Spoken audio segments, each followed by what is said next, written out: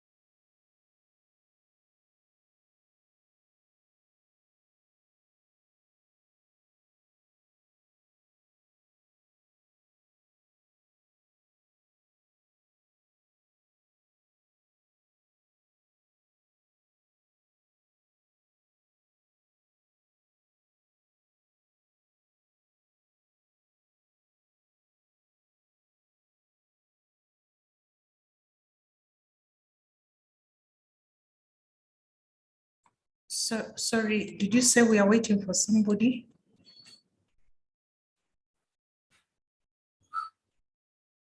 Hello, ULS? Yes, please, we're waiting for the moderator, Ms. Immaculate Owomgisha. I'm so sorry. Don't you think that when we call for a meeting at 2, we should start immediately on time, whether the moderator is there or not? Okay. Yeah, it's part of the training. Mm. Yeah, when we call a meeting at 2, let it begin at 2.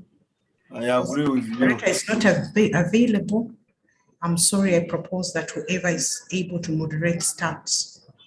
Today being a Friday and people making their time to be here, it is only in order to start on time and not to wait. This is my proposal, please. I agree with you. I second you. Okay, please, I will step in for the moderator, and we apologize on her behalf. Good afternoon, everyone. My name is Bukiwara Home Maria. I'm the Communications and Advocacy Officer at the Women's Pro Bono Initiative. The Women's Pro Bono Initiative has been working with the Uganda Law Society to have these female lawyers fireside conversations. It's an initiative of the chairperson of the Female Lawyers Committee, Miss Prima Kwagala, and she also doubles as the chairperson of the Female Lawyers Committee and also the executive director of the Women's Pro Bono Initiative. So that is how we come in to play a role to ensure that female lawyers, women in general, are empowered in the legal spaces which have been mainly patriarchal and male-dominated. And we are glad to have the 6th monthly Fireside Convo. We began this initiative in December last year, and we are very pleased to have the Registrar General share with us her experience and also give key insights on the topic. This month's topic is navigating organizational politics in the workspace. Politics is something that's been a field of influence And most people know that for democratic politics in terms of political environment, but also this has been evident in workspaces where people have done politicking to see how they get to the top. And politics in itself is not something illegal or bad, but it is the method and means. And very many young people have lost their way of being victims of workplace politics. And this topic being very timely, we believe the Registrar General is going to give us her insights, and I'll ask her to introduce herself and give us a word or two, and then we shall take on from there. Oh, okay. Thank you very much. My name is Mercy Kinobishon. I'm the team leader at Uganda Registration Services Bureau. I'm happy to be here to speak to not only female lawyers, but all your male supporters that are online and those that will log in. Thank you very much. So I'm ready to proceed when given the opportunity. So the first question is, what is your mind on organizational politics? What would you define as organizational politics?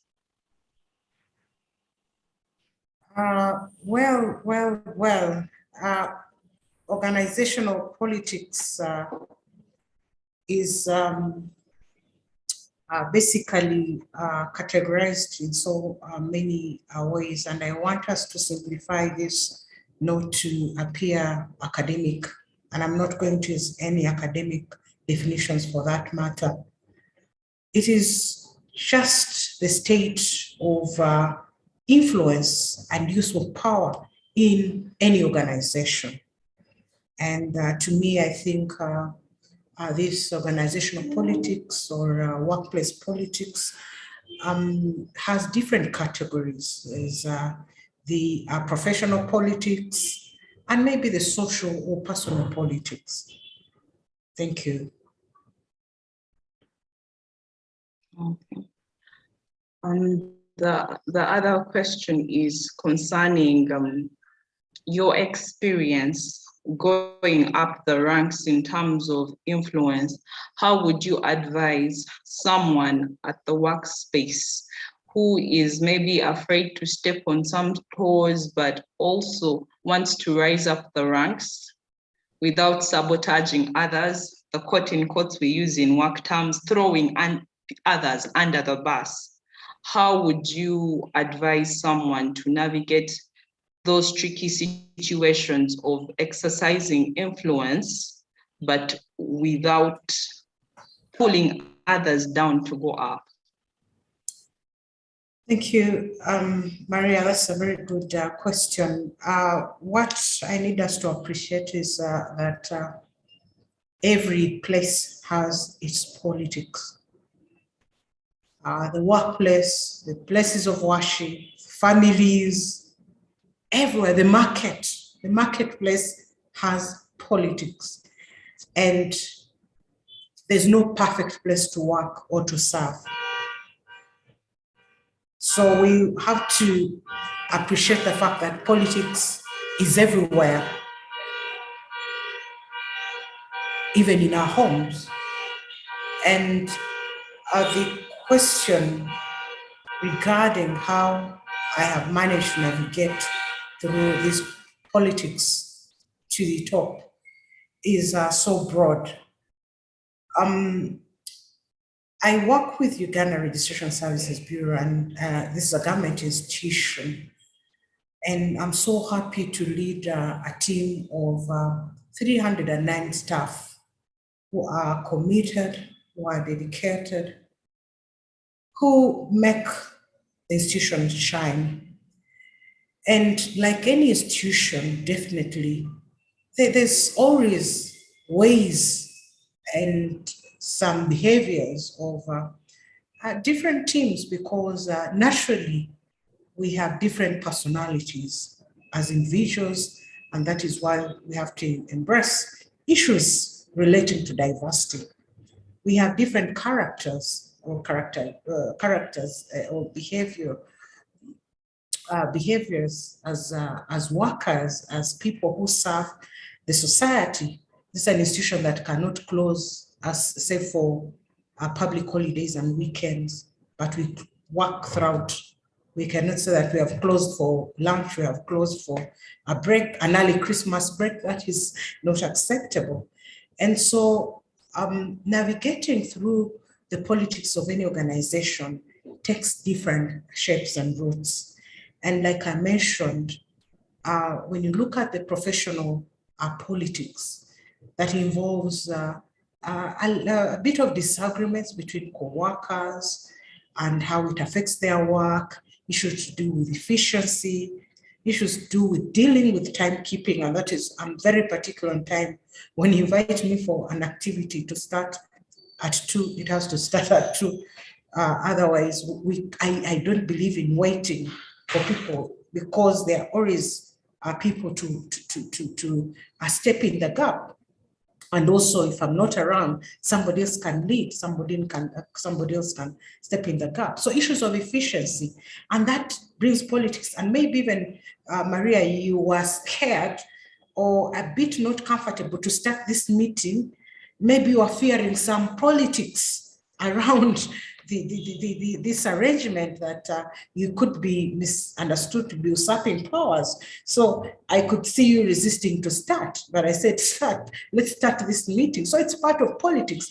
How do you navigate through your work without hurting people's feelings, without making people feel inefficient, without making people feel that you are in a competition, or issues of management and decisions that are taken from the top to the bottom or to the middle? How do you navigate through? And these are the tips that I will share maybe in the next course of the discussion. Thank you. Thank you so much. Miss Immaculate Owomgisha is on the call. I would like to invite her to take on from where I have stopped. Miss Owomgisha. Thank you so much, Maria, for helping out. First of all, I would like to apologize for joining late on the call, especially when Mercy has just commented that timekeeping is very important. We got an issue with our power, and I had to sort. You can see I'm using my phone right now to log in, but I just don't want to waste any more time. For purposes of records, my name is Blessing. I work with Uganda National Chamber of Commerce. I'm the Acting Secretary General currently, and today we're going to be talking about organizational politics. Personally, I would like to know, is it, from Mercy for the start, is it healthy? Is it something that actually happens? Or is, because most of the times when things happen to us, we keep thinking that maybe someone hates us. Does it happen in every space of life? How should we take it in? Is it, I just want you to give us an overview of what you generally think about it in general. Over to you, Mercy. Thank you very much, Blessing. I had already defined what workplace or office politics is about, and the categories that I feel are to that effect, and some level of examples of these politics. I will beg to continue from where you have asked that, is it healthy, is it normal to find office politics? I mentioned at the start that there's no perfect work or play environment, if I may say that. Politics is everywhere, in our families, in the places of worship that we go to. It is there in the universities that we attended, the institutions that we work it is everywhere. So it becomes the norm. It becomes the norm. It's only unhealthy when it is destructive or disruptive and affecting the efficiency and the performance of individuals and the organization. But to start with, politics is everywhere. Everywhere we step. You know, sometimes you get people leaving an organization, oh, I'm tired of the politics of this organization. And they move to another organization that maybe plays or pays so well. And as they get there, the situation, yes, the pay is good, the compensation is very attractive, but the work environment is so lethal and so, and they fail to fit in. And they get back to us and say, no, we thought that there was this was a better place to work in, but it could be, you know, dangerous or accommodative. So we've seen these things happen. So Blessing, to answer your question, the workplace politics, organizational politics is the order of the day. It only gets bad or dangerous when it affects efficiency and performance and even the health of individuals. Thank you. Thank you so much, Mercy. That was very elaborate. I'm going to ask some of the questions, of course, from the feedback that I've gotten from young people. I managed to send out a Google form to get some of the issues that they want addressed here. So some of them I will get from the questions that they highlighted. People experience different. People are recipients, others are givers of organizational politics. And people are almost willing to do anything to make sure that they are either retained or they get a promotion or they get an increment in a way. So how does someone get to balance their performance and also get to, you know, fit in within whatever structures that are happening in a system, in an institution? Well, A case in point is that, just a second. So a case in point is at the level when you're a new entrant in an institution that has been existing for quite a long time with already existing structures, and there's already a lot of politics that is involved. And for you to be able to perform, how do you beat the odds of, let me mention it, negative politics that comes with maybe non-performance? I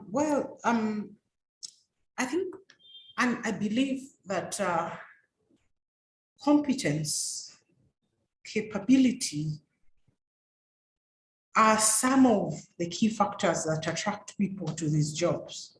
And the qualifications, definitely. As long as you are qualified for a job and you have the competence and you are a performer, then there should be no reason to worry. And it is the results that should always speak for you as a new entrant. And I also believe that joining an institution as a new cadre takes different phases for fitting in. And also this fitting depends on your personality, the way you relate with people, and your purpose in that organization. Many people will approach it differently because one size does not fit all. When you are a new entrant in an organization, of course you're expected to have studied the environment, or to study the environment first. When you get to a place of work, study the environment and measure the temperatures. Look at what is surrounding you, both in work and the physical infrastructure. You have an outlook or a helicopter view of the institution. And by that time, you will have read about the institution, what is involved, maybe the human resource structure, who is on the board, who are the members of the board, who are the members of the management, and so on. It is up to you to study the environment, to study the whole institution. And I call that a diagnosis. You do a diagnosis and observe. As you study, as you learn, observe, but also consult. Consult. It's like you've been recruited. I'll use the home assistant. You've been recruited as a new home assistant or manager, and all of a sudden you switch on the gas cooker. You don't know the applications, you don't know the manual, you don't know how it operates.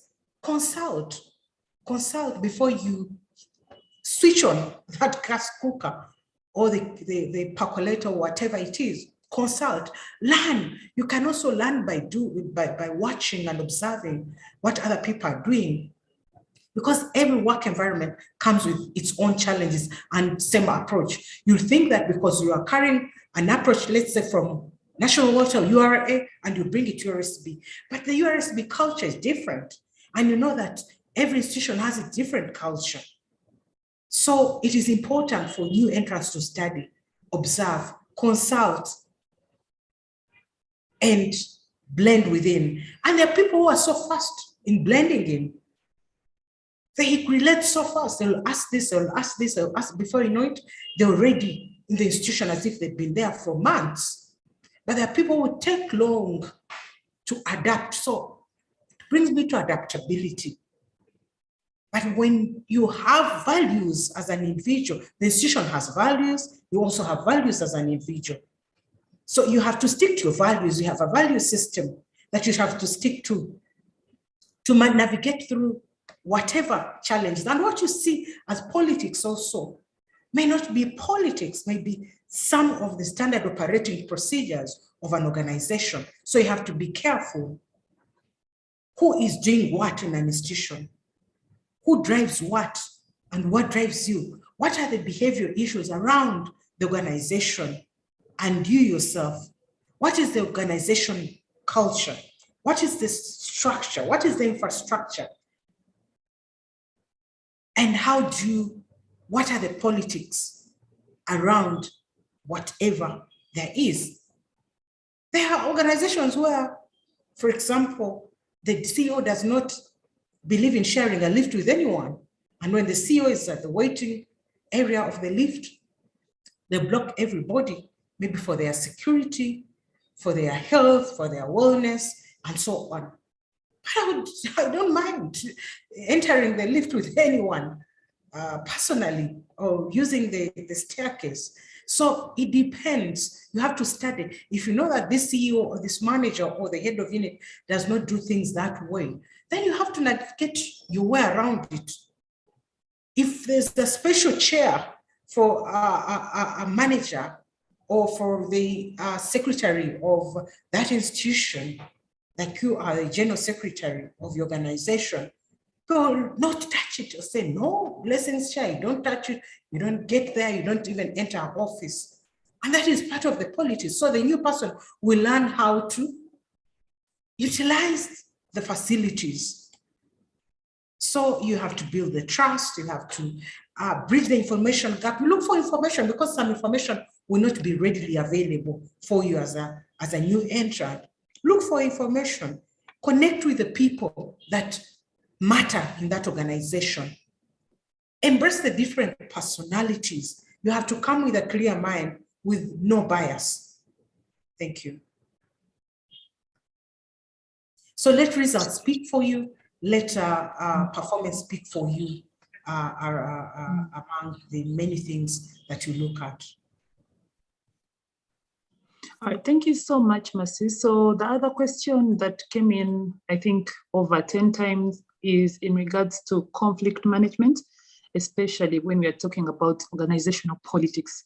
And someone gave an instance on the bit of promotion. Promotion comes with a lot of mixed reactions, especially when people believe that they deserve the position that has been given to you and they have not been promoted.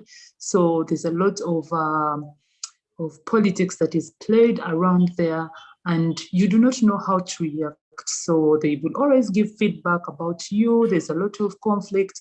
So what is the most appropriate way of managing of managing this conflict? How can someone manage the conflict that comes with the promotions and maybe appreciations, additional appreciations that other people believe they deserve but have not been given, but also you think you have been rightly given, but of course now it spoils the whole environment, working environment with the rest of the team?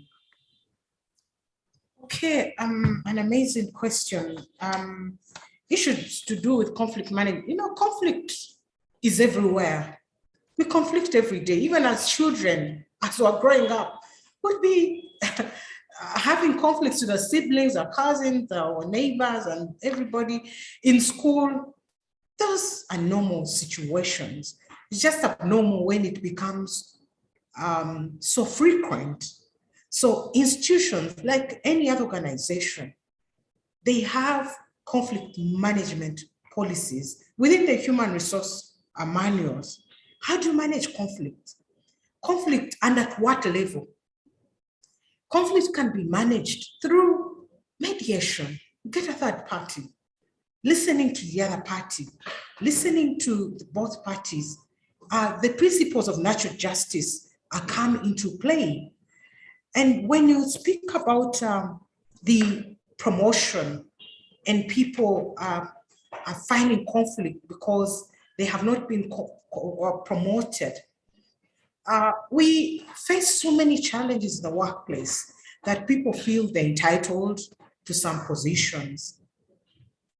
People feel that they are the best. But how do you know that you're the best when you have not rated yourself around the others? It is your supervisors. It is the people that look at your performance. It is the human resource office. It is us that supervise you, that know your performance. And in any case, we have also been misled that somebody has a heavy CV and they expect that with a CV, they will hand it, they'll go into the interview room and come out with it. There's more to that. There's the skill of communication, keeping that. You may think that the interview is about your knowledge about the institution, by the way, when the interview is about just self-leadership. Because today we are looking at leaders. We're looking at leaders, people that are trainable, people that are flexible, people that are advisable, people that listen. So the interview may be around timekeeping. You arrive in time, you are smart, the way you communicate. And many a times you've attended interviews and we don't even ask about the organization because we know by the time you come for the interview, you have read about the organization and you will learn in any case more about the organization. So what are we looking for? We're looking at the skill. We're looking at the listening. We're looking at the talent you have. We're looking at the new addition, the value proposition that you have to bring on the table. What are you bringing on the table when you come to that interview or when you come to that boardroom in a meeting as an officer? What value are you adding? So we're looking at value addition. So many people feel that they're entitled to some jobs or some promotions, but they get it wrong and miss it. So I always tell people, yes, you can get into an organization in whatever way, but getting through the organization to the top, you have to work your way to the top. Your performance, the results must speak for you. So you don't expect to be promoted when the appraisal system leads to a different result altogether. You're insubordinate, you're indisciplined, you've attended how many hearings of disciplinary committees, and you expect to excel and be the best. So basically, people have to manage themselves instead of creating a conflict, because many people will be dissatisfied with the positioning, with the results of whatever interviews that are available, and they'll feel they have lost it. But at the end of the day, let it give you an opportunity to learn. Every interview that you attend is an opportunity to learn. Do not give up. Do not give up. And as you compete, just know that there are people with different competitive advantages, and they have been proven. So, but don't give up. Keep trying, keep trying. Every interview you attend, you learn something new. You get more organized. But if you enter with that bias that I am known, I know I'm a performer, I am a celeb in the organization, you'll get it wrong. And that's deserving spirit, feeling that I deserve this title or this position, affects even performance to the extent that somebody will not give an extra effort, go the extra mile. I always tell people, go the extra mile. Put in effort. You can tell effort from where we sit. You'll see a document presented to you that has many mistakes, typos, and this is a final report. And you have interactions with these people. Surely, by the time it went through 2 or 3 hands or sets of pairs of eyes, you should have seen this acronym, you should have seen this language, you should have seen this. Can you do it better next time? So you know who will give it the best, but if you're not, and conflict also happens when people do not accept their mistakes, when people do not accept to learn, when people do not consult, they feel that they know it all. Let me tell you, especially the young people that we supervise, you have to learn. Yes, we learn from you, but we also have to learn. You have to learn how to do work right in the right way. You have to give it your best, do quality work, and you have to listen to your leaders. You have to listen to your supervisors, and that will minimize the misunderstanding or what you may call conflict. But if a conflict is grave between the co-workers, there's always a management system for handling it. Here are the parties. Here are the people in this conflict. Resolve, do not take sides as a leader. Listen from them. Understand before you understood. You seek to understand people. Where are they getting from? Why is this person mentioning this? Why is this person responding to this WhatsApp message this way? What are these emojis about? So you try to understand as a leader. And then when you understand where people are coming from, then you judge or take a decision with no bias. And that is how you manage. But again, I always emphasize to my team, I say, I have a great team at URSB, and they're the best that I could ever get. I always emphasize that, that we do not make appointments to work together. We just find ourselves in the same working space. You're from this side, you're from this side, you're from this side. Boom, we find ourselves in the same working space. So we have to embrace diversity. We have to know how people behave, because your language may not be my language. Different cultures have different ways of approaching things or of responsiveness. One word may be an insult in another culture, yet it is normal in another culture. Or the way you respond to things is different from different backgrounds, or even the schools that you attended. So the fact that we're in the same work environment, we have no option whatsoever but to work our way through posting results as an organization and working in a peaceful environment and a happy environment at that. We don't expect people to give others a hard time. We don't expect somebody to choose their dominant position as a manager, as a leader, as a senior officer, to abuse the other workers because they are more junior. Not at all. People have their rights and they should be respected. And this is the environment that we have created in URSB, that we accommodate one another. We handle ourselves with all the imperfections because we live in an imperfect world. So we don't expect to be perfect. And at the end of the day, we are human beings. We will disagree, and disagreement is normal, very normal. Disagreement is very normal. We'll disagree in principle, but doesn't mean that you carry it as a gripe or a conflict. And many people confuse disagreement on principle with conflict, and they carry out they carry on the conflict and up to their homes and their bedrooms, and they tell their spouses or their children. No, when it comes to a workspace, whatever has happened in the workspace should end here. And then you start on a new journey as you go home happy to your family. So that is how we can manage and learn to live together. Otherwise, we don't expect to work with angels. We don't expect to work in a sinless society or a perfect society. That is not anywhere in the world. Thank you. Thank you so much, Mercy. So the other question that was raised is in regards to our different responsibilities and different backgrounds. When we come to our workspace, we have people that are salongos, there are people that have big families that call them different titles. Then there are people that probably have no titles, but it becomes difficult at a place of work for you to be able to do your work excellently and be able to maneuver through the entitlements and the titles and whatever comes with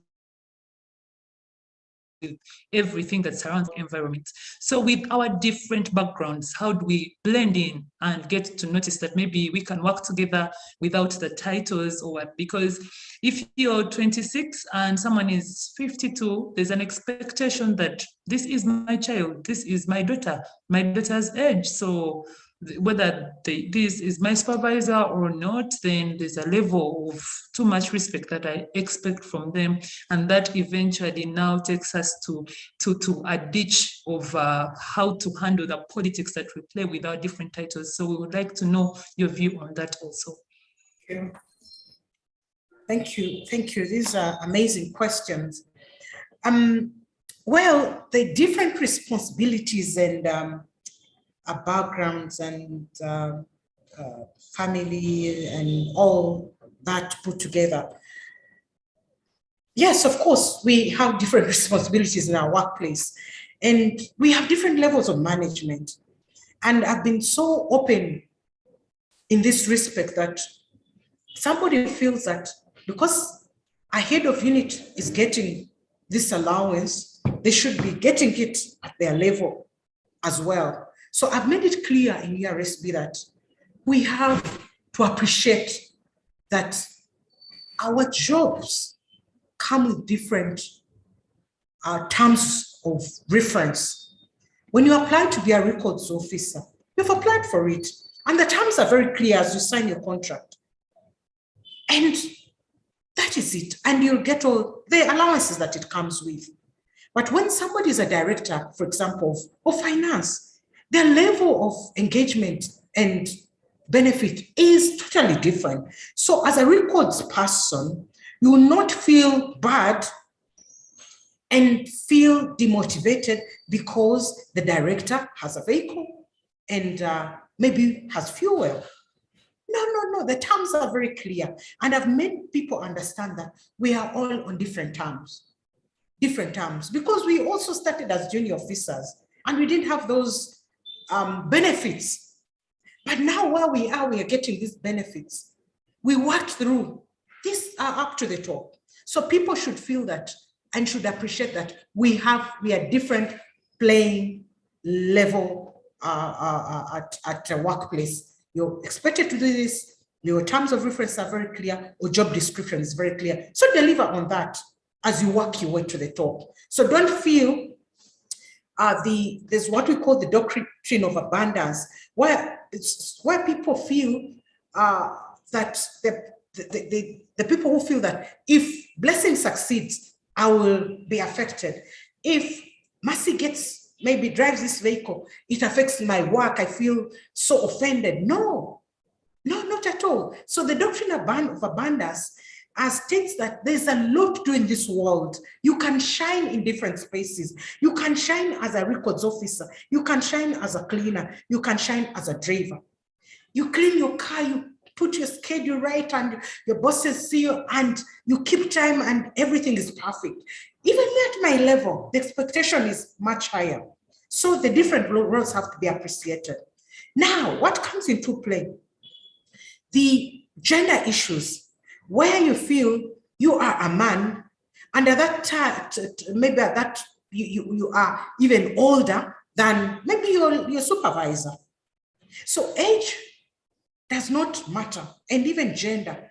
As long as somebody is your supervisor, even if you are 58 years and they are 30 years, you have to respect them. You have to respect their space, because your supervisor in the workplace is your supervisor. It doesn't mean oppression, because it's very clear.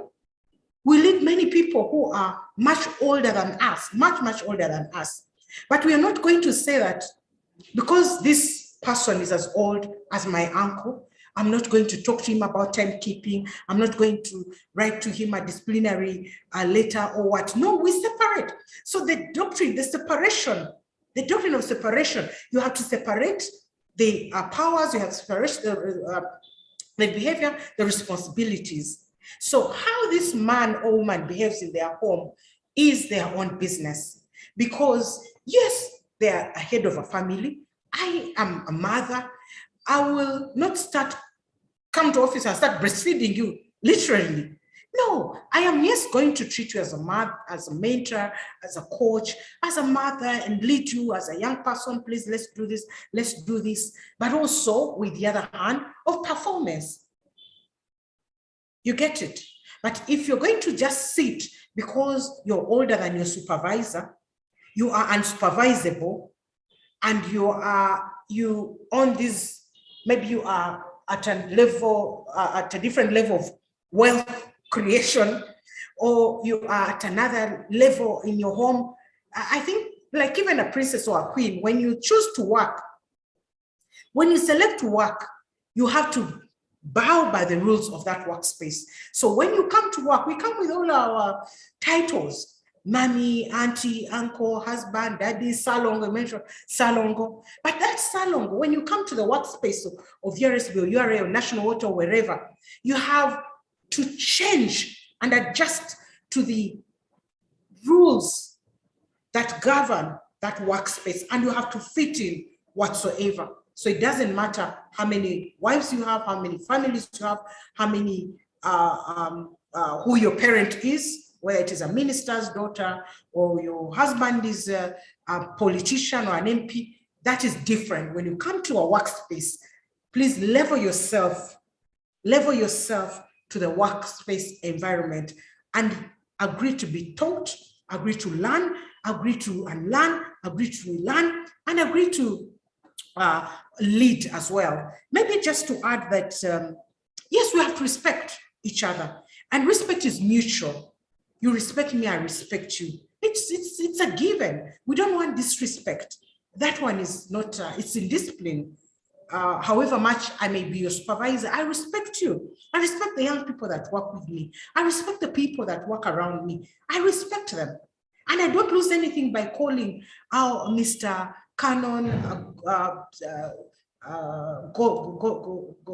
Godi, or Mr.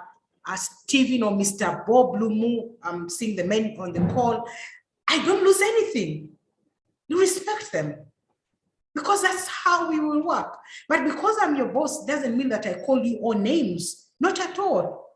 You don't call me names. You don't call names. And if you're that kind of boss that calls names, funny names, and you baptize your people just because you are their leader, then you are in the wrong place. Maybe lastly, to speak to that, when it comes to leadership, we have to use the 360 degrees leadership or mentorship, where you can lead. You know, people are used to the normal way of leading down, that I'm a supervisor, I am a boss, I am a director, I am an RG, I am a DPC. So everyone will have to respect and will have to follow what I do. But we know that leadership can be reversed. I learn from you, you learn from me. It can be two-way. It is two actually. Learn from me and I learn from you. But also, whereas you're looking at leading the people that you supervise, that has been the norm. But the 360 leadership requires that you can lead down, yes, lead the people that you supervise, but you can also lead your peers. You can also lead your peers at the same age. Maybe I'm a director, there's a director of this, there's a director or head of unit. So I also lead them by proposing these ideas, by bringing on board new policies, by bringing all these innovations. You're leading your team, your peers, a blessing in Rotary. I've seen in Rotary, leading your peers and getting all these awards. So leading your peers, you share with them these ideas at the same level. That is leading across. Then there's leading upwards, where you find you have to lead the people that lead you. Like Maybe I have a board, or I have a boss up, and I have to guide them on how best we can run the organization. So that is leading up. Many people fear to lead up. You fear that when you advise your boss, you advise top management or senior management, you'll be misunderstood. So you have to be an all-round leader. And so it comes to the different responsibilities. You may be a driver or a cleaner in an institution, but you have the best idea on how to serve a client. And many of these ideas have come through. You find a cleaner, madam, and you pick it. They're like, oh my God, this is the solution that I've been looking for. Then you'll get somebody in records who will advise, by the way, I think we can do it this way. You can ask the board to do this way, or you can even inform the minister, the way we are doing things, can't we do this thing this way? And this is how ideas come, and that is part of leadership. So sometimes, or many a times, titles do not matter. We need titles. The titles apply when you're going to earn salary, when you're going to get your compensation, maybe when you're getting through the gates of influence or the corridors of influence. That's when the title can be thrown here and there. I hope I'm still on, because our connectivity, I think, is running. Am I still on? Yes, you're still on, Mercy. Yes. So titles may work somewhere, but titles don't matter to me, because sometimes there's pretense. Somebody will call you madam when they don't mean it. Somebody will call you Mr. in a sarcastic way.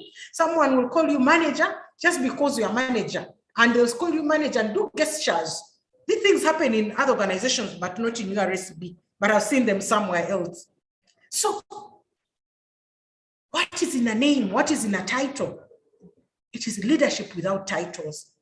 That I will come as a registrar, as an officer.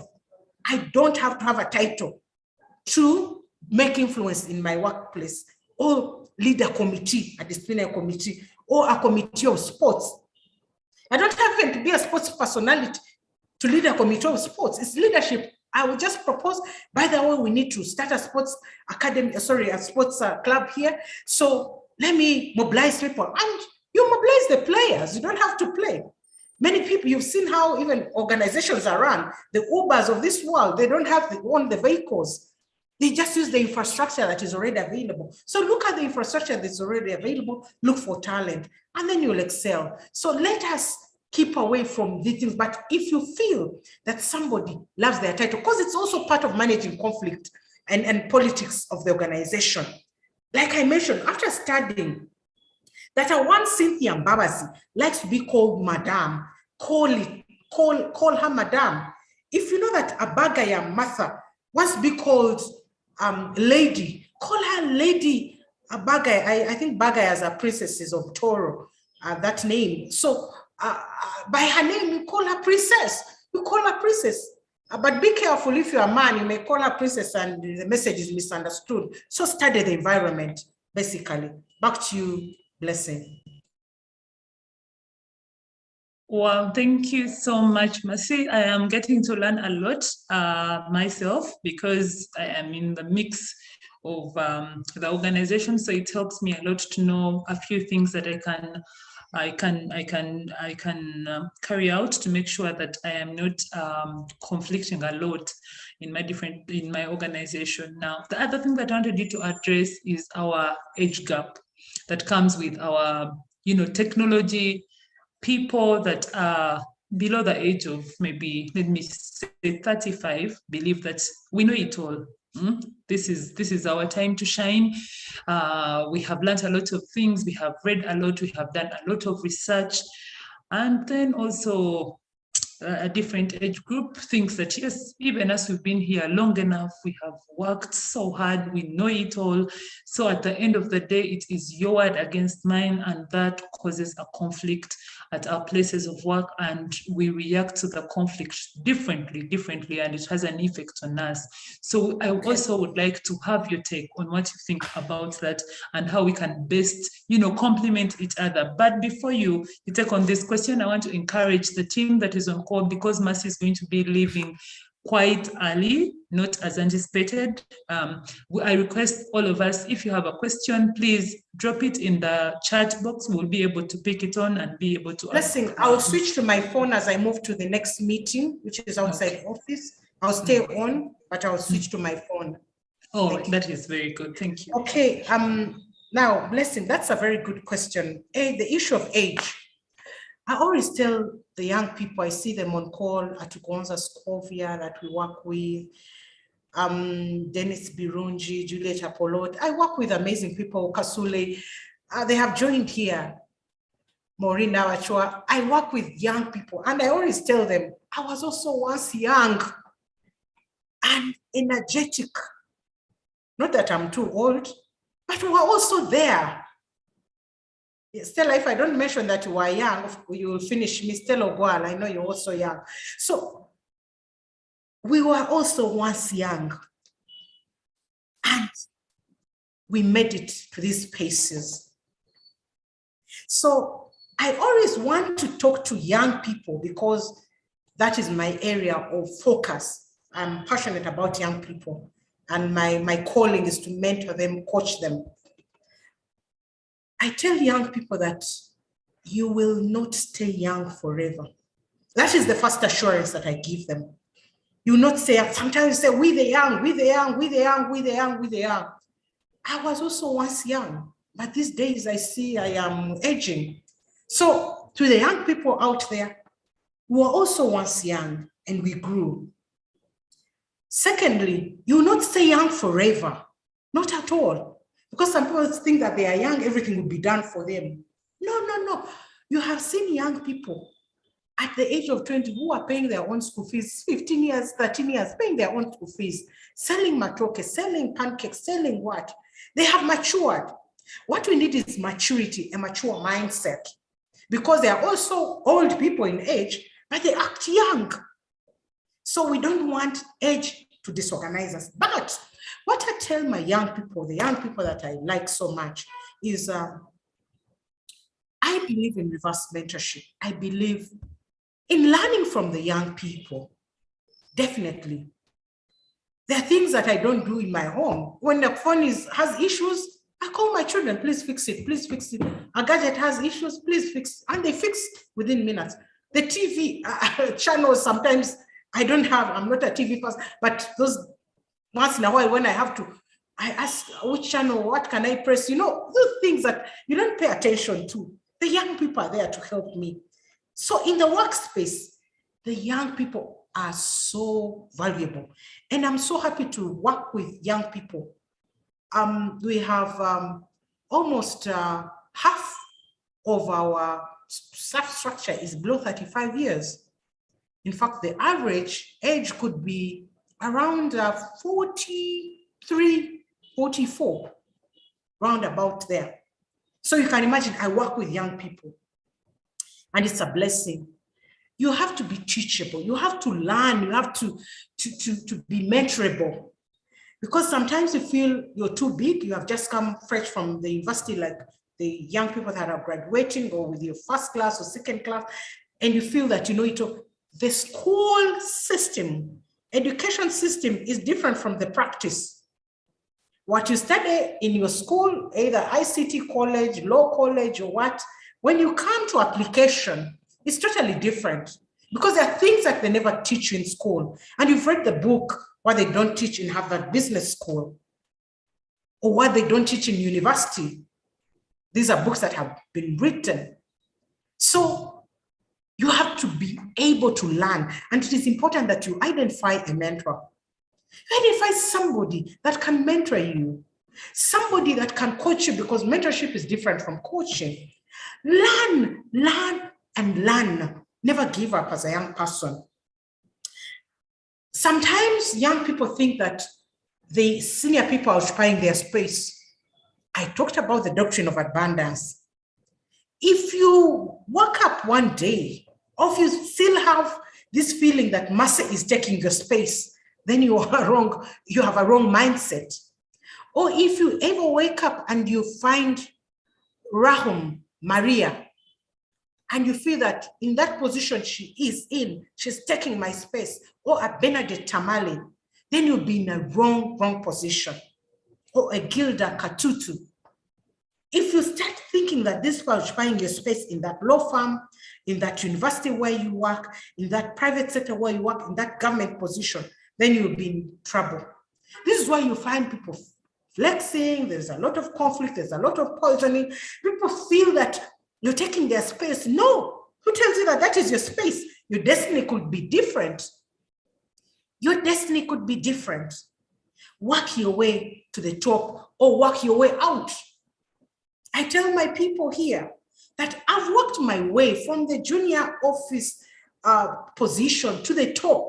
Now I'm working my way out because I feel I need to go out and influence other people. So work your way out. If you work just to stay in that same position, you've not had the same degree or the same diploma you came in with, organization in 1979 is the same you have, is the same that you are working on. People have moved on. People have more qualifications in leadership, in project management, in ICT. They've added another skill, and you're still telling stories of 1979. No, those stories, they don't add. Yes, I know we need history, but you need new knowledge. You need new knowledge. Keep learning, keep reading. So nobody's occupying your space. You have to create your own space. Create your own space because there's new things coming on board. There's new technology. There's new space. In as far as ICT is concerned, in as far as innovation is concerned, in as far as the music space is concerned, if the law field is crowded with land law, go to family law. If family law is also crowded, go for sports law. If sports law is crowded, go to music law, because we have so many artists, we have so many young people, we're so gifted, we have the second youngest population in the world. Look for a space that is untapped. Create new spaces or look for spaces that are not crowded. So the space is there. So do not think that the seniors are occupying your space. Let them serve. And let me tell you, I like senior people as much as I like young people. The knowledge they have and experience, you can never get it from anywhere.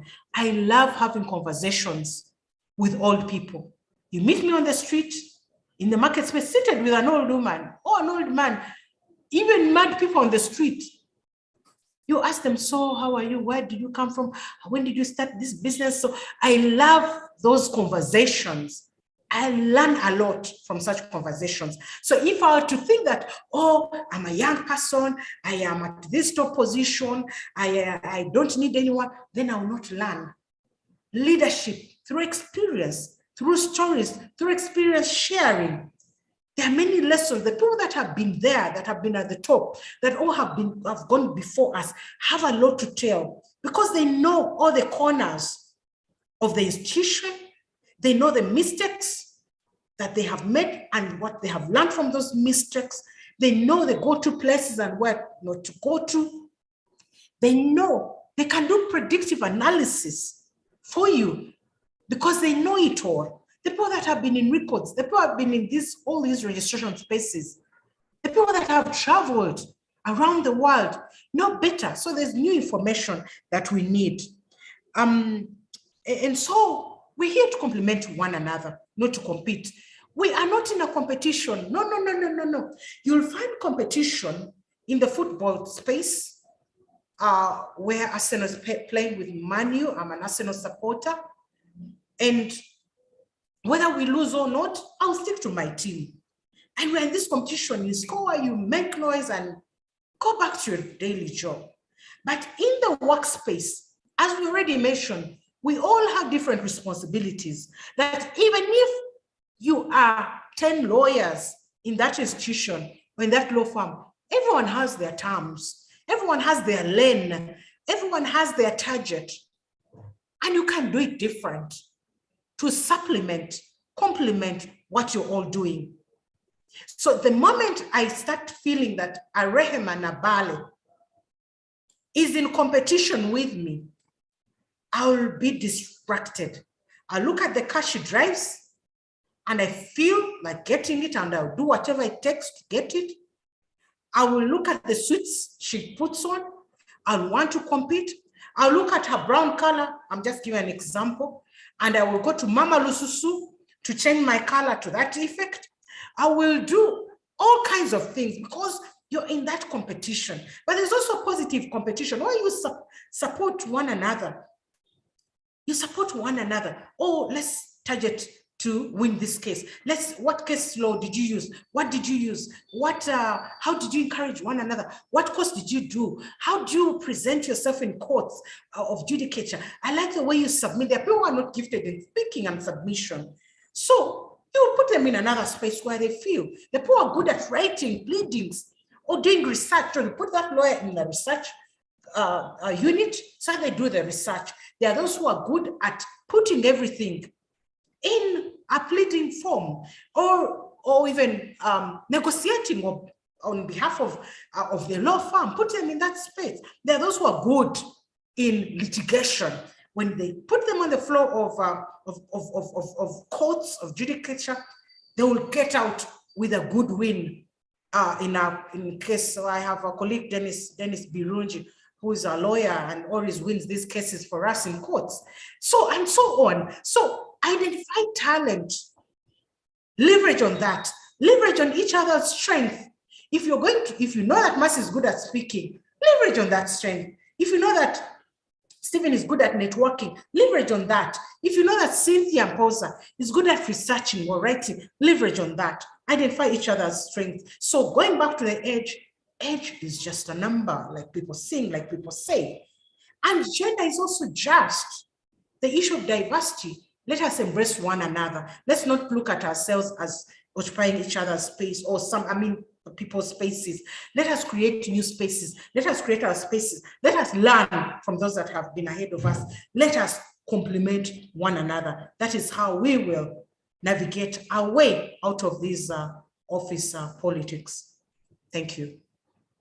Thank you so much, Mercy. I don't know if I know that we have a lot of good feedback from the team on chat, but also I am really excited about the tips that you're giving us, because I know that for us to grow as a team together, we always work with people, different backgrounds, different age groups, so we have to learn to work together. But I have a question, and I know before you get on the road, the other question is, so we have talked about all this, but still, whether you're innocent or not innocent, you just get caught up in the organizational politics. The question is, how low can someone get when someone starts fighting? You start also saying, even you did this, even you did this, even you did this. So how low can someone get? At what level do they say, you know what? I have my principles. Maybe the institution has different principles that I do not agree with, but you've said that you have to study the culture, understand the principles, and adjust accordingly. What if those principles conflict with your personal values and the different principles that you have? So how do you balance? How low can you get before you move to that? Thank you. How low can you get in, or how deep can you be pushed? I think we shouldn't get to the extent of getting low and doing things for the sake, because we have our dignity to protect. We have our values to protect.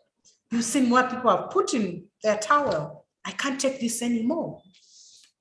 So we are, yes, human beings. You can be patient. You can learn the institution. But there are things that you cannot take. First of all, it is important that you do not indulge when people drag you into their office politics. Try to avoid, try to keep a distance. In fact, I tell people, office politics, workplace politics, just masking up, meaning that just remain silent. Sometimes silent is the medicine. Social distance, keep a distance from viral people, those bad people that bring a lot of bias, malice, and productive practices in the workplace, social distance, use the principles that we were using in COVID. So when you mask up, just concentrate on your work. Know what to take out of your mouth. When you're not ready to speak, just keep. Nobody's going to kill you for not speaking. Sometimes you've got to be silent. Social distance yourself from such personalities. And if they have come into your life, sanitize. Just sanitize. Sanitize can be a kind of cleansing. If you have been in that category of people who are causing chaos in office, you can repent. You repent your sins and God will forgive you. And apologize to whoever you have offended and start on a fresh page. And sometimes I tell people, just click the refresh button. We have a refresh button on our laptops. Refresh, start afresh, or restart your computer settings. Your mind, change your, refuse to go along with the flow of office politics. And you can make it because you have values. I don't like groupings. I don't like cliques myself. I don't. I treat everyone the way they come. You are a leader, you have to embrace everyone. A leader's arms should be open. Waiting, I can see my colleagues who want to come and hug. You know, I love hugs coming. So just open your arms and welcome everybody without any bias. We call it tabula rasa. No biased leadership, no excuse. Refuse to go along with the flow of office politics. Some things will die a natural death. When something comes up, you don't participate in it, it will die a natural death. If you bury yourself in workplace politics, definitely you will not deliver optimal results. You will not be happy, first of all. You will not be productive, so you are a liability to the institution. And we can tell liability. And maybe you have to ask yourself today, am I an asset to my family, to my organization, to my church, to my mosque, to my wherever?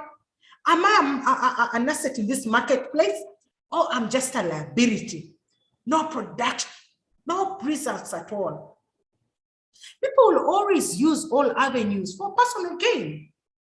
And somebody will come and tell you this against this person. In the street language, we call it painting, you saddling. Somebody can paint saddling, that black one, and talk about blessing. Eh? They just mere saddling, the black one on you. And when you're not a sober leader, you will end up having bias against people. Some people will undermine, I hear noise in the background. Some people will undermine, will undermine another person to make themselves shine. You see people who take the credit. I've done all this work, the I syndrome. I did this, I raised the what capital of this company. I am the one who brought this, I.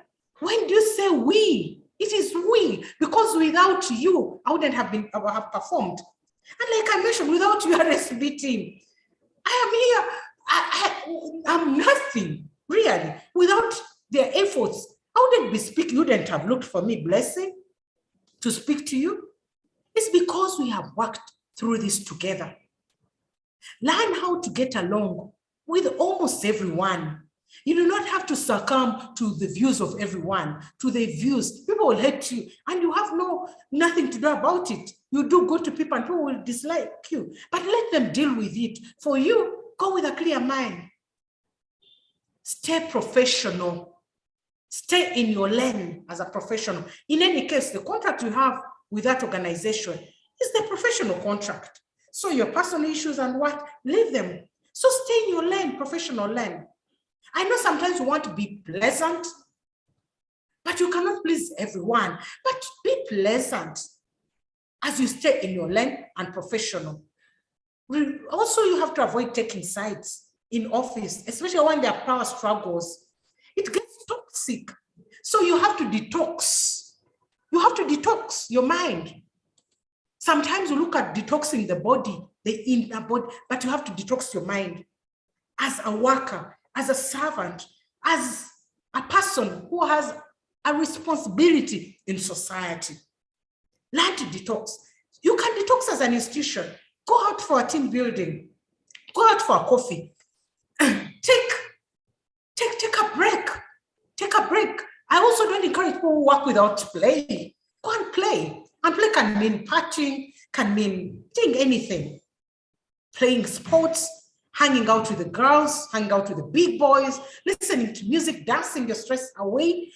If you deal with people who work from day one of the year to the last without taking a break, come on, you're going to have problems. And this is where you will also face issues with the politics. So there's a lot of power struggles everywhere, but do not let them derail you. I'll wait for the next question as I switch to the other gadget. Thank you. And as I move on. All right, no problem. So I will allow you switch to the next gadget. I know that someone wanted to highlight something in regards to respect. I think this is Mr. Muhumuza. I don't know if he's still on the call. Yes, he is. So Mr. Muhumuza says that he wants to compliment on the question of respect. I thank you, Mercy, my sister Mercy. I thank you, and I thank you, Margaret, for that moderation. I heard you ask the question on respect vis-a-vis age, and what triggered me to make a contribution is basically because you asked you can join an organization and you find old people and maybe you fear to take decisions or you workplace. So you can go ahead and use maybe two. Am I being heard?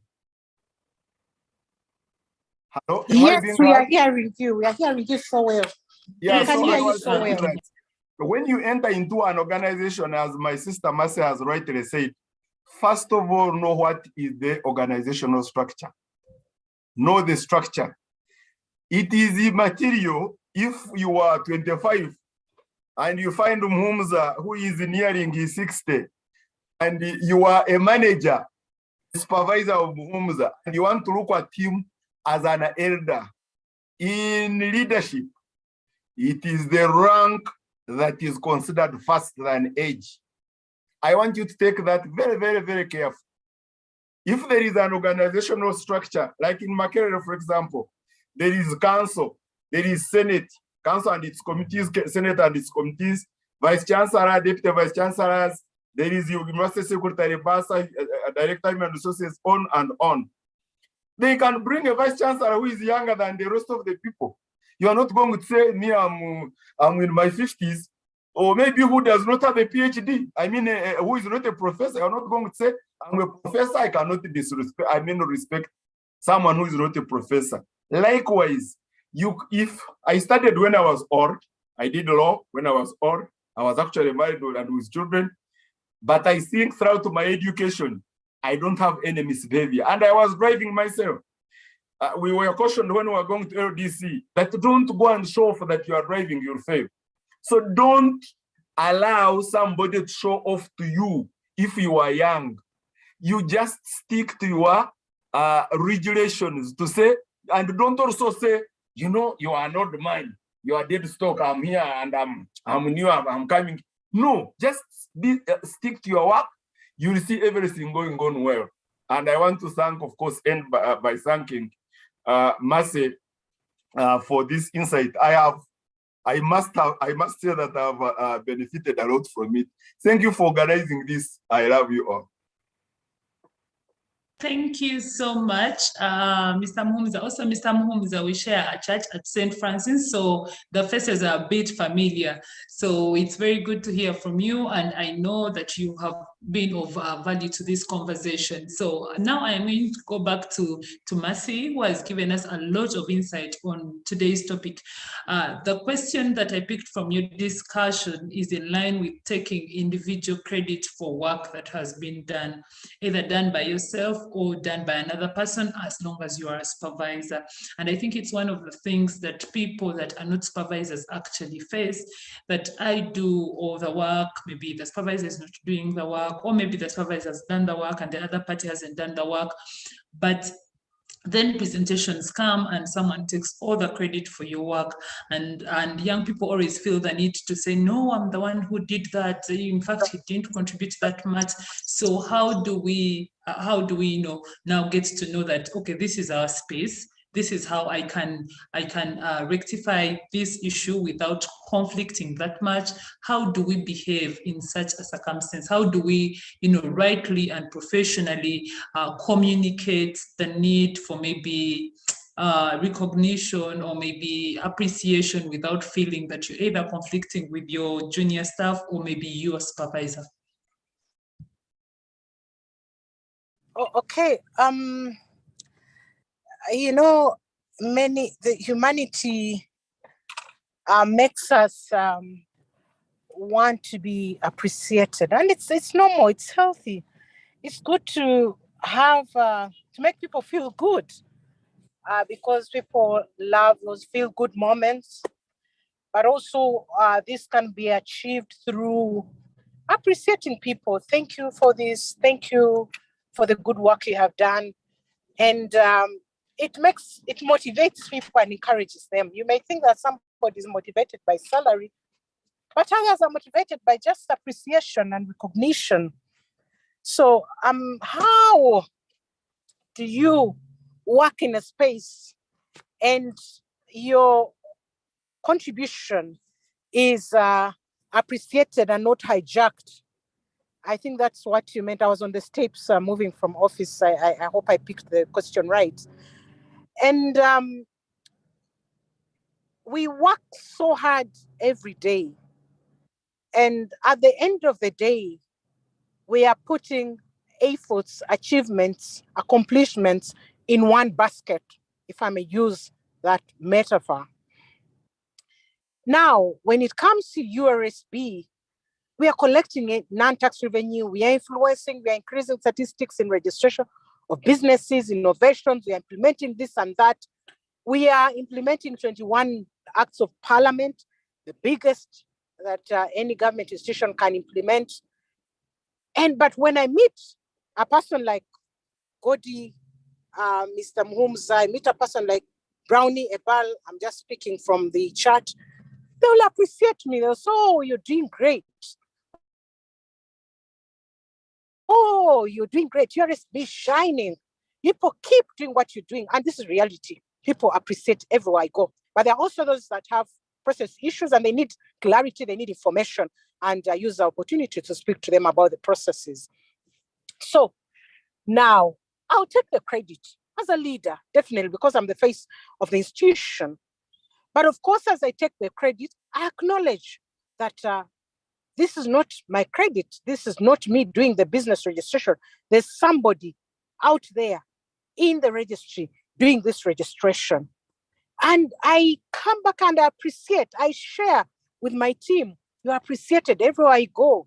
Many people are appreciating your services and they get encouraged. At least there's what we call the right of attribution. Of course, in literary works, when somebody has authored a document, has written a book and you refer to it, you have to make reference and give, acknowledge the right of attribution or recognize the author. But that is in terms of authorship and for commercial or research purposes. But now when you're working with government, the environment and the practice has been, we are not used to being appreciated in government. You're on this forum, people are bashing, you're on this forum, people are what? Because they look at governments, yes, we are servants, we are civil and public servants, depending on where we serve, and we have gotten used to that culture. And so when we meet people appreciating you, it's a bit of a new way of approach, and it's culturally shocking. But to the officer that you supervise, bless you have prepared the report. It is part of your job description to do this report. It is part of your work to come up with a concept note or to host a workshop, to mobilize, to ensure that an article is published in the papers. It's part of your JD. So it should be normal, whether you're appreciated or not, because we don't want to also create a culture of appreciating people. And when you're busy and you have not appreciated them, they'll think otherwise. It's like children. Yes, children are supposed to clean their bedrooms. They're supposed to wash. They're supposed to cook. They're supposed to do house chores. And it's normal. But the moment we start saying, oh, my child has swept the room, let me give her a sweet. My child has cleaned the clothes, let me buy her pizza. You start rewarding on that, it's going to create a different perception. And this child will be very hard to manage when they come to serve in an institution like URSB, because you not have those tips and levels of appreciation, not have pizza to give as per work that is put out there. But generally, if somebody has worked on a document, has done the work within their job description, yes, they're definitely appreciated. At the end of the day, they get this salary. But you can take it a level higher. If they've done great work, you say, oh, thank you. It's part of my practice. It's part of a practice of somebody. You do for me something, say thank you. We do even when you're meant to do that, I thank you. So you don't lose anything. It's just a culture that should be input in our organizations, but also a mindset shift that whether we're appreciated or not, kazi is kazi. You have to work and work. I don't know whether that man or woman on the street, the traffic man or woman on the street is ever appreciated, or even that that soldier that is on the front line or protecting your property and the persons around us is appreciated. They are appreciated in a way, but you may think they are not, but they're enjoying their work. So it shouldn't take away the joy of service. Whether you're appreciated or not, do your best, give it your best. And maybe what you should learn from is these charity organizations that we belong to. Yes, you're influencing in your workspace. You're navigating through the politics, but is life only about the workplace? No. Go and influence in your family and outside your family. Go and influence in any charitable organization or any group a networking group. If you're to join Rotary, because I am a Rotarian. I do a lot of work, especially on weekend. I commit my weekends. I drive my fuel. I instead of going to the beach, I am deep down in a village trying to contribute to construction of a hospital or a school. And it gives me satisfaction. I don't expect appreciation. I don't expect to be paid for that. No, just because I put up that hospital that is going to save millions of people, or a school that is going to educate masses, that is satisfaction enough for me. And it gives me joy, and I don't have to be appreciated. Thank you. Thank you so much, Mercy. I know that some of us always thrive on appreciation, having put in an effort, but thank you for enlightening us that the most important part is that you are employed to do a job or a task, and as long as you have accomplished that, then you should move on to the next with or without just the maybe appreciation. blessing. What I missed there is there's what we call chejo. Who can give me the right English word? That sometimes we create that chejo in the workplace. That if they don't appreciate me or not, or if I don't do, come on, the world will move, and people will.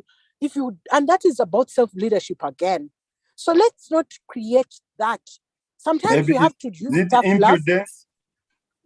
Maybe close to that. Maybe yes. Because sometimes we create that environment that when there's no bread, you can't eat cassava. No, you should eat the cassava. So when there's no bread, eat cassava. When there's no fuel card or money for fuel, just ride. Get on a taxi. When there's no what, do something, get alternatives. Learn to work yourself around it. This self-entitlement, yes, nobody's objecting to the entitlement they will have, but there are situations which will call for you to get deep down and sacrifice a lot in order to serve. Working overtime, working through the weekend. I tell people I'm always working 24 hours, my phone is on. Whether I'm called at 3 or 4, of course I would want to sleep, but I'll have to pick the phone because I signed up for this job. I know I can be called by anyone, anytime, especially my bosses, will call me anytime. So whether weekend, whether in church, I see a call from the minister or the attorney general from the state or what, I will step out and pick it and address the issue. So if you say that because I have this job, you start complaining, grappling. When you sign up for something, there are costs and benefits for it. And sometimes we look at the benefits, the niceties around our jobs. We look at the niceties and the benefits around the assignments we have. We forget that there are costs and sacrifices around it. So let us not pick out the costs, let us not pick out the roses, but also let us look at the thorns and allow the thorns to prick us. Thank you. Right. Thank you so much, Mercy. So there are some few questions in the chat. I will be reading out one by one, and then you can take them on from there. So Quizera is asking, why do we women always pull each other down other than lift each other up? Thank you. This is actually a perception and maybe a myth that has been on for quite a long time. Why am I saying this?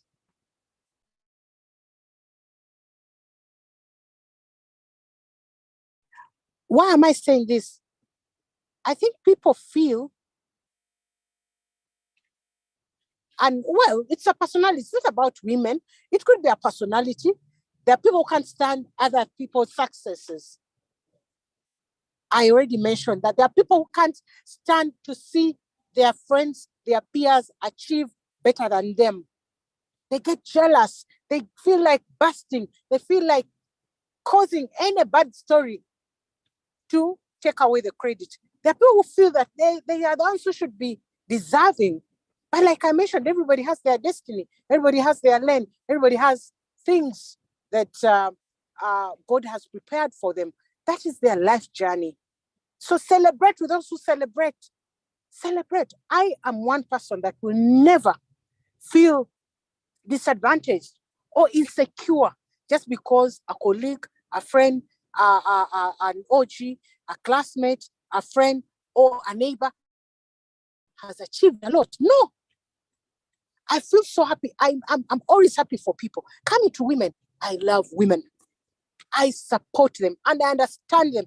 And maybe sometimes I feel that I favor them because I see myself in the workspace, not that negative favoritism, but because I understand women's issues. Because a woman on the same table with a man, we are thinking differently. A woman in the bedroom, in the boardroom, thinks so totally different. I'm thinking about home. I'm in the boardroom, yes, but I'm thinking of picking my child from school. I'm thinking of the meeting that I have after picking the child from school. I'm thinking about the menu for the week. I'm thinking about the workers. I'm thinking about the flowers at home. I'm thinking about all sorts of things. Our minds are so gifted.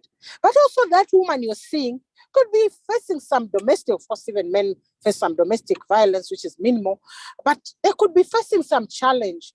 And they require to be supported and helped and to be understood. But also women have some emotional challenges. There are times when our cycle tells us different and you're not in the mood of anything, or you don't want to speak, or you want to make some noise, you want to be alone. We have all these mood swings many a times. Or you're even expecting and you're carrying a life. So I do not treat you at the same level as a man. I would understand a woman who has come late to office. I would bear with it. But for a man, for a young man, especially you're still just finished school, you have a vehicle, you have everything. I hear some noise, kindly mute. I'll first ask, why are you late? You're a young man. Why can't you make it to office at least by 8? What is the problem? Do you have a sick person? Do you have what? Are you well? So I investigate further.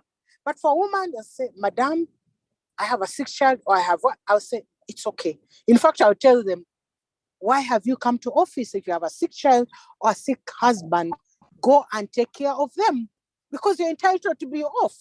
So I give you time to go off. So I want to encourage people, and I want to first clean the image that has been put out there that women don't support women. Women support women. It is a personality issue where you find women not supporting fellow women. Somebody called a Kankwatsa, kindly mute, thank you. So I want to encourage us to support one another, to grow one another, to share, to support one another. Yes, of course, I've been also in spaces where some women have felt that insecure, that I'm growing past them, I'm shining. But everybody has their star, and their star will come in at any time. And our stars come at different phases and the different phases of our lives. So allow people to shine, allow them to have their moments. So do not feel insecure, do not feel less because somebody has made it before you. Your time will come. Let us support one another to grow. Let us support even our children's our children, the children of our friends to grow, to be better. Let us have that Ubuntu approach to things, that if you have the best vehicle, I'm happy for you. I'm happy for you. Have the best car, the best house. I'm happy for you. The best job or promotion. We celebrate you. So celebrate the people. And when you celebrate the people and support them, the environment of celebration comes around you. And even God works towards elevating you. And maybe that's how some of us have been blessed, because we bless others and we celebrate those that achieve.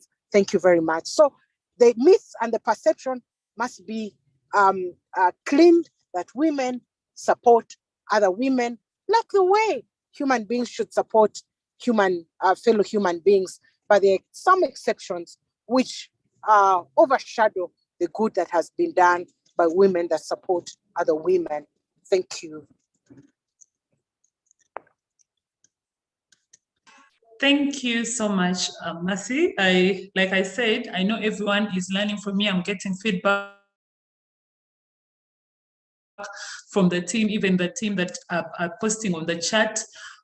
Thanking you for the very insightful discussion that we're having today, and also for saying that they have learned a lot. I'm also very glad that this is being recorded and it's on YouTube, so anyone can access it, because this information, like you earlier stated, is not taught in school. We are also doing orientation. They don't even orient us at work to expect this. So much feedback, so much positive energy, so much learning that we're doing right here.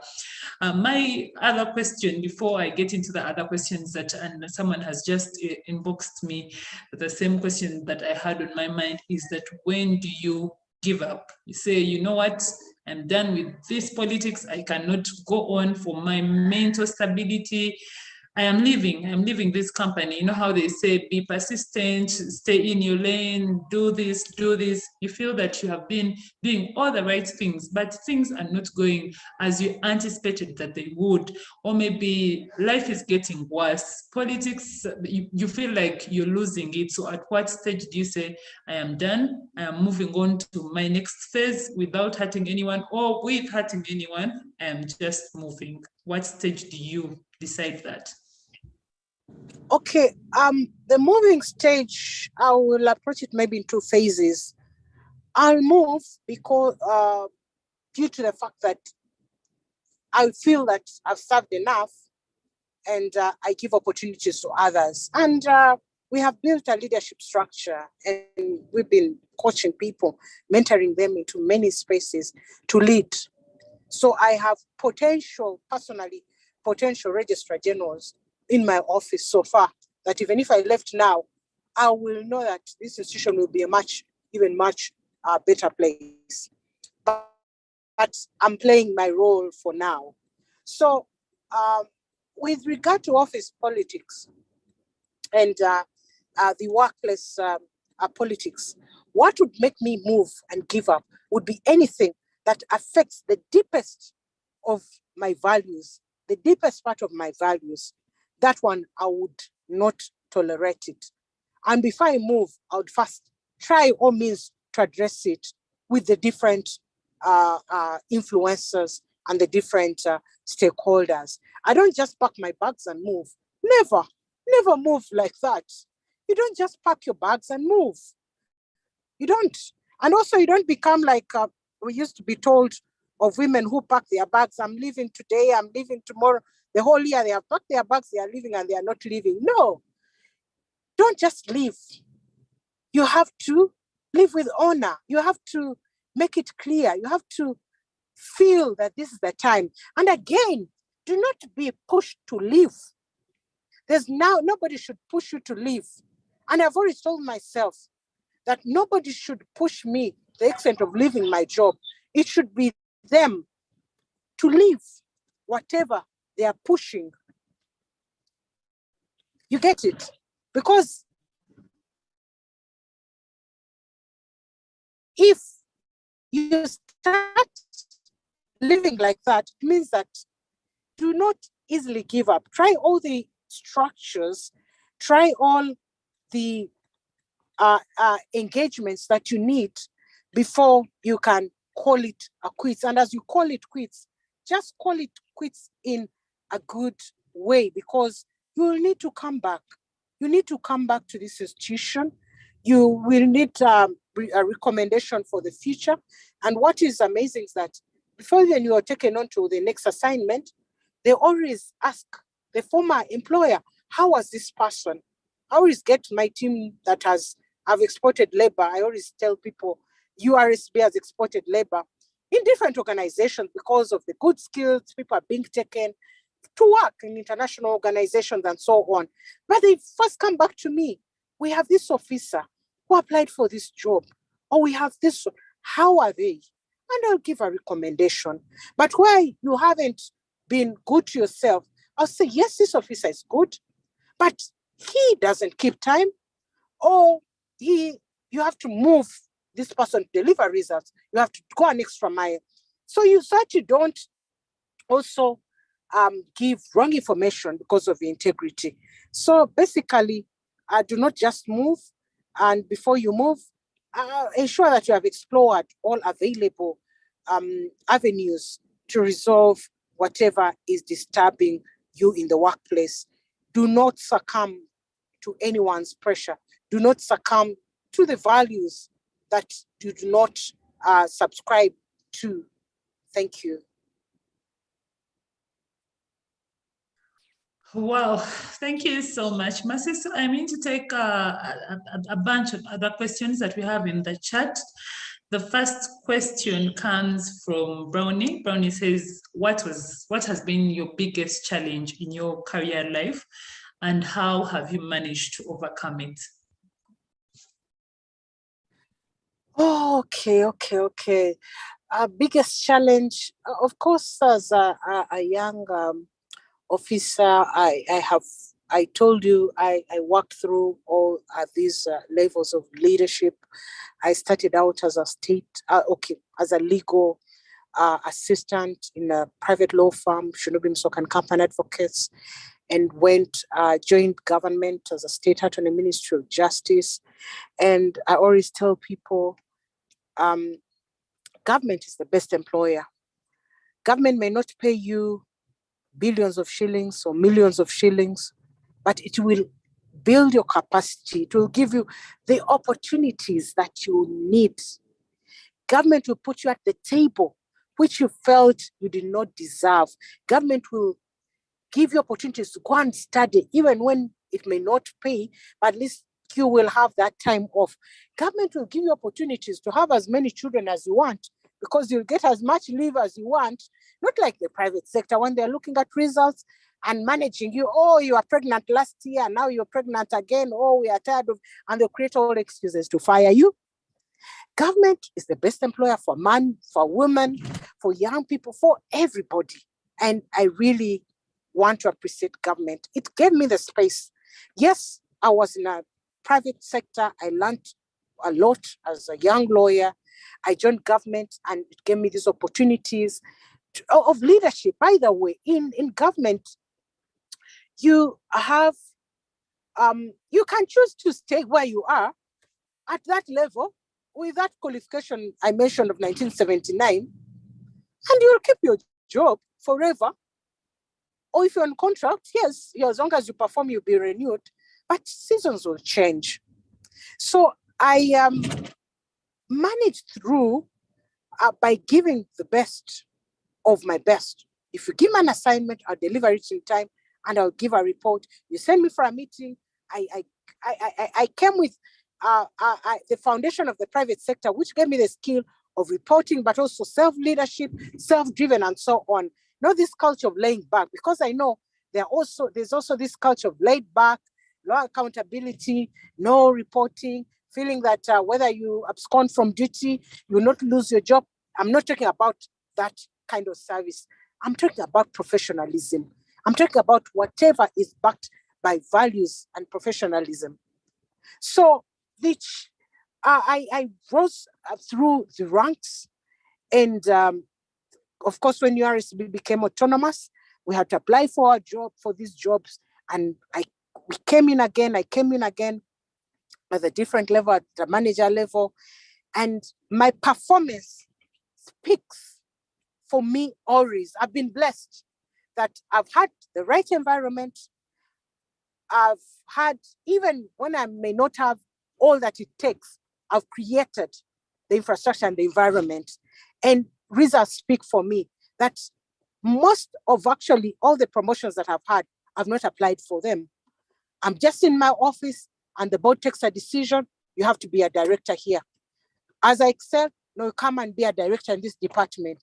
As I excel, this. So I have gotten all these just because of performance, because of the results and my positioning.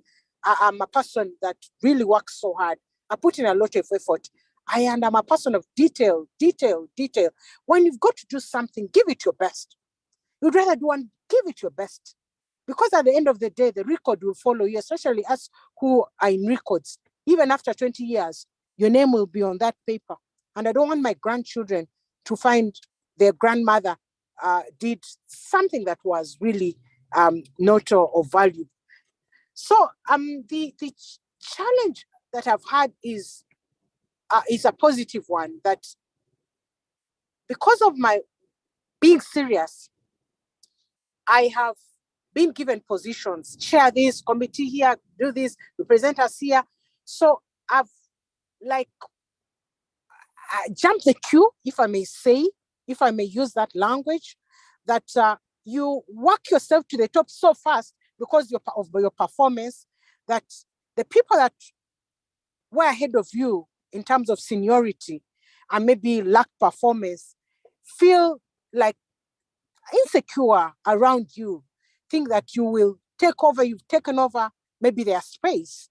And yet it is not you, it is the performance and maybe what is in you, something beautiful that is in you that makes you work so hard and commit to work. And I have told people that I'm not in these positions and whatever positions that I've earned because I'm a female. No. I've competed with men and there hasn't been any added advantage of female. No, it is all, I've worked myself throughout that. And I also read, I study. I think I was among the first people who had 2 masters in my generation. At that, by 2011, I'd already got 2 masters, and I'd finished law school in 2004, and 2003, then LDC 2004. And I made sure that by 2011, I have my 2 masters, and I continue to study. I do many courses. I don't want to disclose them before I pass. What if I fail and you ask me next time I come here, blessing, oh, you are doing this course, what happened? I'll not disclose, but that is it. So I've not faced challenges as into, apart from those biases, people who feel that you're outshining, you're overgrowing, you're moving at a high speed, you found us here, you have left us here. But it's not, I never regret, by the way. If you have moved so fast, even if it is your peers and you have made money, clean money, and you're building mansions and investing here, it is your love, or you're driving the best car. Never feel sorry because your classmate is walking. No, it is your way. That I never feel so bad, but you can help, you can support people to be better. But everyone has their journey, like I mentioned. So I've not had so many grave challenges apart from those insecurities. Some people may feel that you don't deserve this position. Someone may think that they deserve it because they were there before you, or they were more senior than you by the time you took on this position. And yes, basically, I thank God that I've not had grave challenges, and I have really worked. And you can work your way out of this by being smart, by doing predictive analysis. You predict, you see what is ahead. You know that there's a hump ahead as a driver, as a person on that steering wheel, and you slow down and go through it. But you know that there's no hump, and you speed. You know that will be an opportunity. So how do we position ourselves as the best officers of the future? You start now. You know that I did MBA in 2007. Can you imagine? And that time people are laughing at me. A lawyer doing MBA? I was challenged. People challenged me. How can a lawyer do an MBA? 2007. But everyone is doing MBA now. So you predict the future. What is the future? Now, like I've already told lawyers, tomorrow you will not need to walk to URSB to register business. No, you need just a computer in your law firm, a business center, I call it, or where you will attract your clients, get the information, and just get online and apply for them. And you get a certificate, print it in your office, or send it to them. You don't need to walk because everything is being digitized. Everything has been digitized, and every process is being automated. So we would not need physical. What you may even not need to come to town to open up an office. So tomorrow's lawyer will need to have a very good internet in their home spaces, and will create chambers within their spaces in their home. That dining that used to be a dining, or a garage that used to be a garage to house a car. I don't believe in garages, by the way. A car sleeping in buildings. I prefer cars staying outside. I have my biases. So that garage that you used to have will be your law firm of tomorrow, and just in the near future. And we'll be inspecting that part of your home chambers. So things are changing. So you predict and tell people, these are the warning signs. Change. Move ICT, because government business and private business is moving ICT.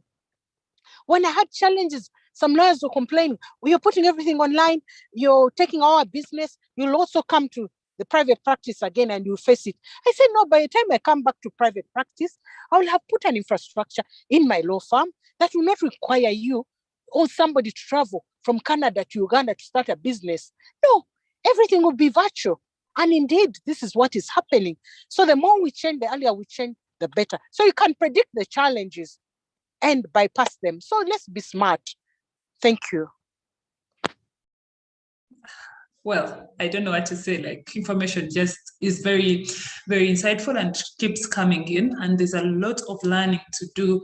I'm about to say you should write a book on this because you sound like you're an expert on it. But I think it has come with experience and also with investing a lot in getting to know how to handle organizations better.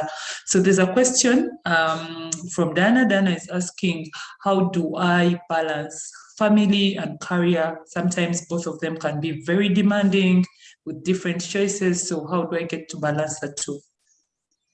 Thank you, Blessing. And I love these questions, really. I hope you'll send me the recording.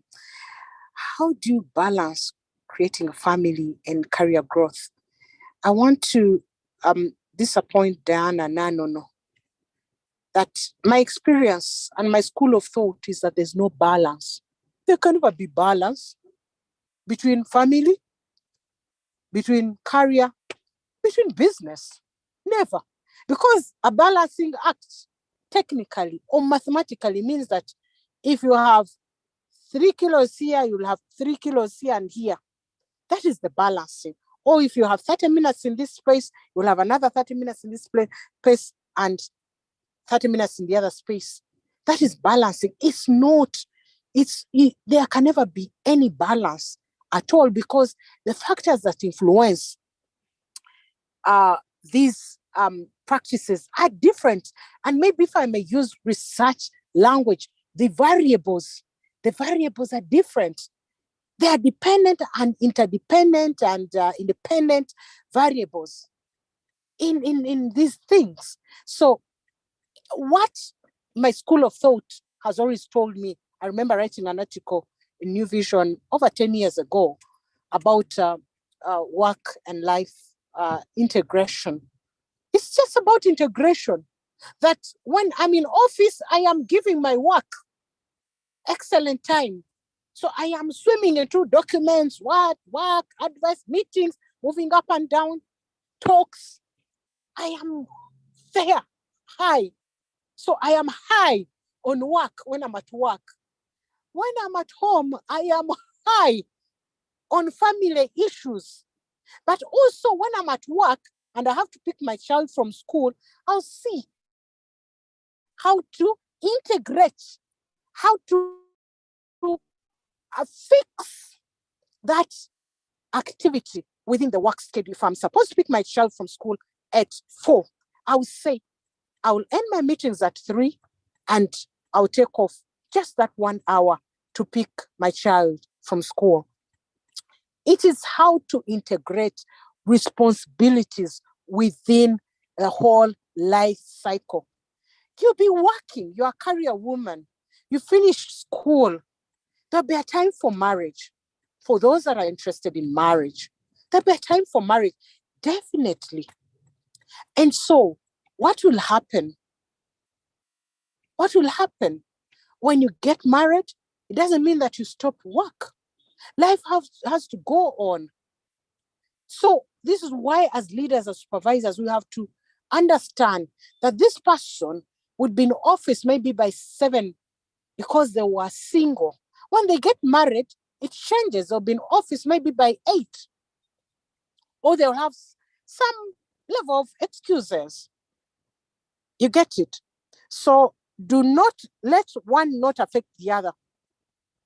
Do not stop your life of starting a family just because you are a career woman. I'm telling you, the career will continue. Even you will continue. Whether you are a business person, the business will proceed, will continue. If you want, you are a lawyer, the law firm, whether a job, it will continue. So please learn to integrate. Just know the timing. If it is time to get married, get married. Don't worry about work. Yes, you have the job. Get married. Get married. Whatever comes, you see how to change how a marriage works, how a marriage goes to work. When the babies come into play, you have also to adjust and say how to integrate that you have to first breastfeed the babies. You have to take them to school. You have to take one to school. You have a nurse, you're nursing one, you're breastfeeding one, or even you're expecting another one. You see how to balance it. I mean, how to integrate it. Otherwise, it's very difficult to balance all this work, all these responsibilities. But there's a time for everything. And when the time comes for please add it. Do not say that I'm going to be a career woman because I don't want anything to disrupt my career and I don't want marriage to disrupt my career. You know, for us women, the clock is ticking. The clock is ticking. Now, if you don't, maybe menopause is around the corner and you miss out on other responsibilities. For the men, you also have to do that. That yes, you're a career man, but you reach a time and you need a woman. You need that companionship. It is biblical. It is in the Quran. We need that companionship. So when the time comes, add it as an achievement. But but when you get that woman or that child, don't sleep in the office. Don't. You have to change. You have this woman and child. They need your time. They need to see you. Unless you're in the military, there are those classified professions that have come with their own responsibilities. So if you've been sleeping in office because you have to work till morning as a single person, you have to see how to integrate the aspect of your responsibility in that relationship, in that marriage, in time for the family. If it is running a business, you will have to do it.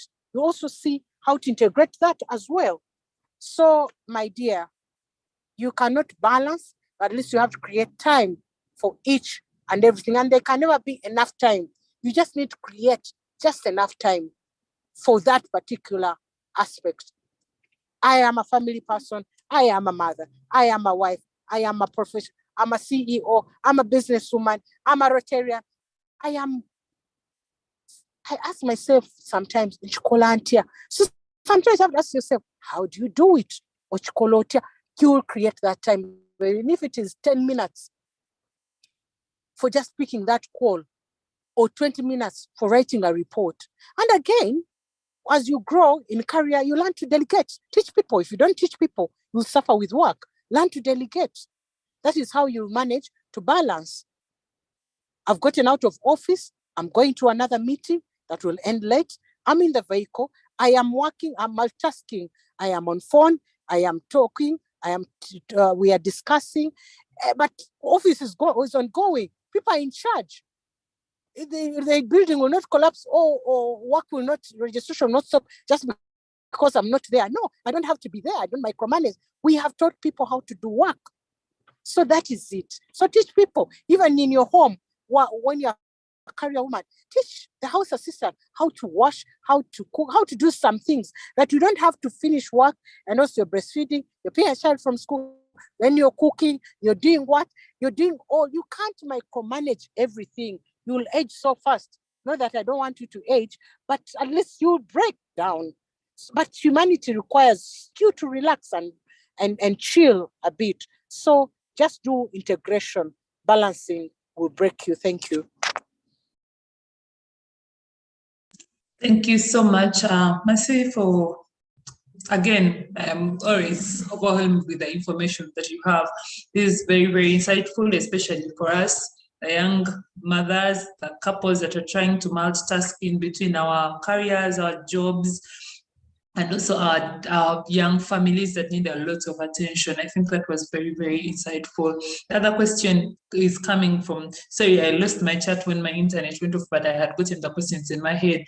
So the other question was, how do you deal with a boss that incites the organizational politics? I think we've gone back now to that. How do you handle if actually that organizational politics and the violence is coming from above to the employees, workers, or the staff? Sorry, I think is it written in the chat? I think I missed that question. Yes, I think it's written in the chat. I lost my chat, so I am not able to know exactly why it's written, but it was the question after Diana's question. It was asked by... How do you work with a leader who incites office politics? That one. Okay. Okay, working with a leader who incites office politics.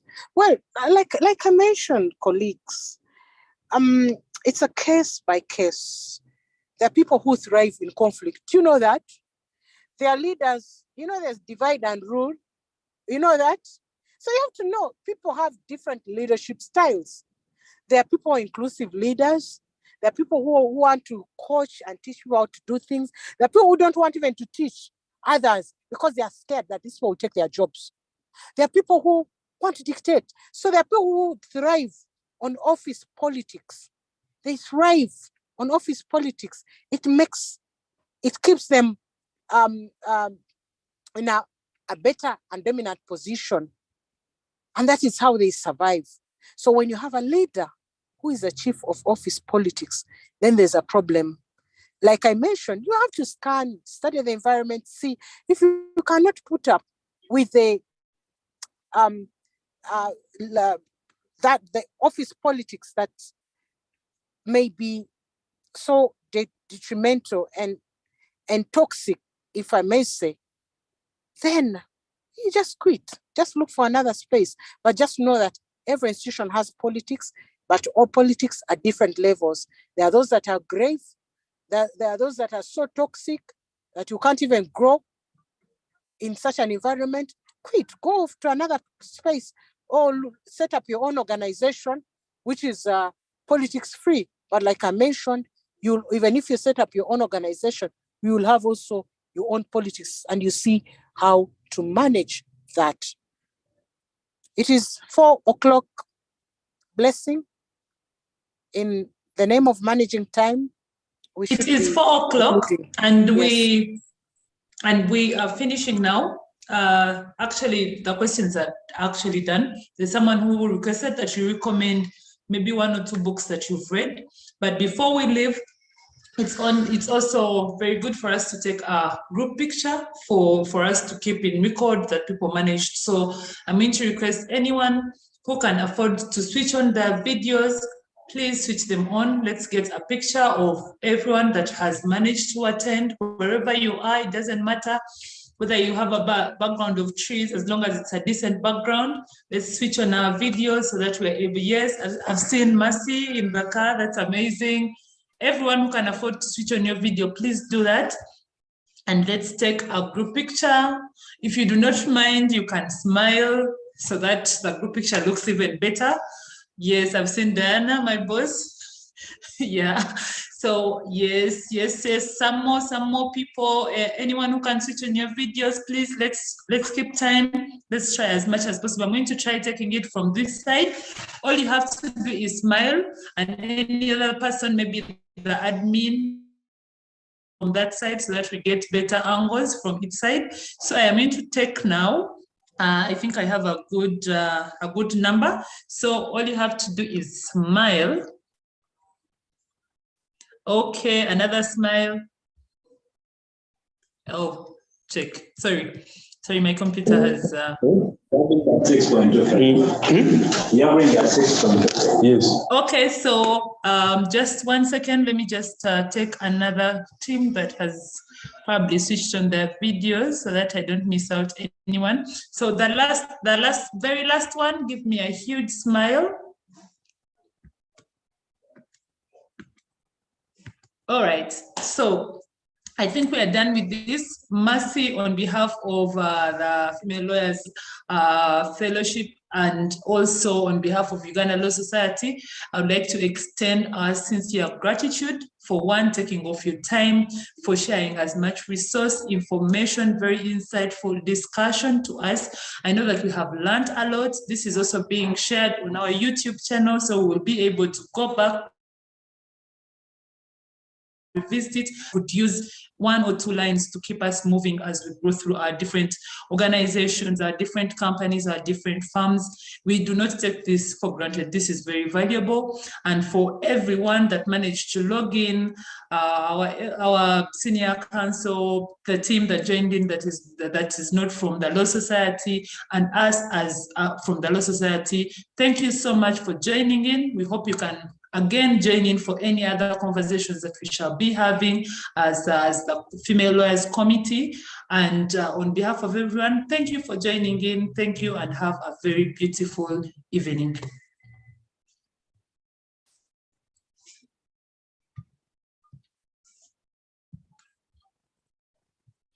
So you can log in, you can log out anytime you feel like, because we are finished.